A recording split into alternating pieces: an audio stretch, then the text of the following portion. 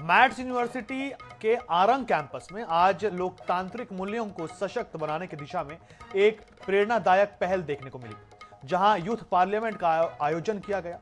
इस कार्यक्रम की खास बात यह रही कि इसका संपूर्ण संचालन और आयोजन स्वयं विद्यार्थियों ने किया, जो उनके नेतृत्व कौशल और संगठन क्षमता का उत्कृष्ट उदाहरण है। रिपोर्ट देखिए।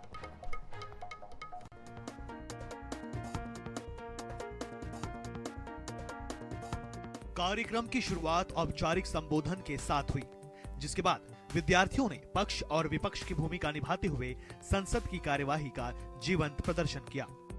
प्रश्नकाल, शून्यकाल और विभिन्न समसामयिक मुद्दों पर विस्तृत चर्चा ने कार्यक्रम को वास्तविक संसदीय वातावरण प्रदान किया।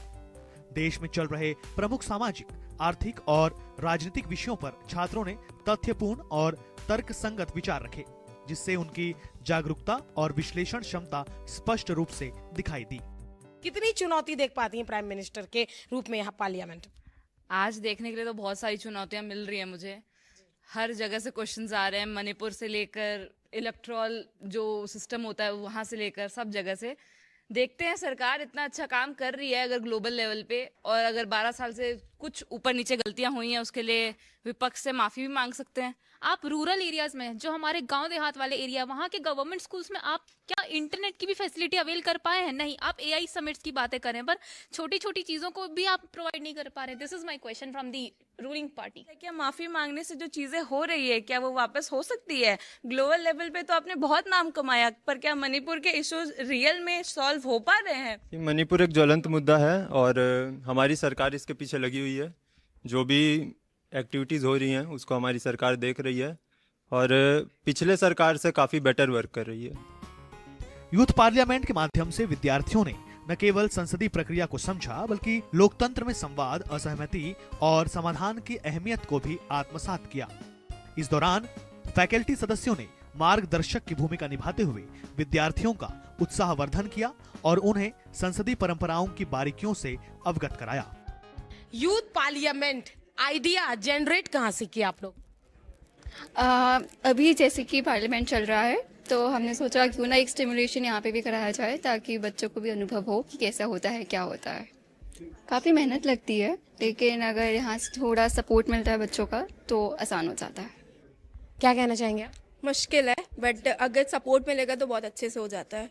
जितना हम टीवी पे देखते हैं ये उससे बहुत ज़्यादा डिफ़िकल्ट है ऑर्गेनाइज कराना, एंड हमारे फैकल्टीज़ का सपोर्ट रहा है तभी हम एक करवा पाए। बड़ी संख्या में उपस्थित विद्यार्थियों की सक्रिय भागीदारी ने यह संदेश दिया कि आने वाला समय युवाओं का है। यही युवा पीढ़ी भविष्य में देश की नीतियों को दिशा देगी और लोकतंत्र को और अधिक मजबूत बनाएगी। Yes, it is an honor to be part of such a good function organized by the Med School of Law. कि हमारे बच्चों ने बहुत बढ़ चढ़ के हिस्सा लिया, उसमें बहुत अच्छी प्रतिक्रिया दी।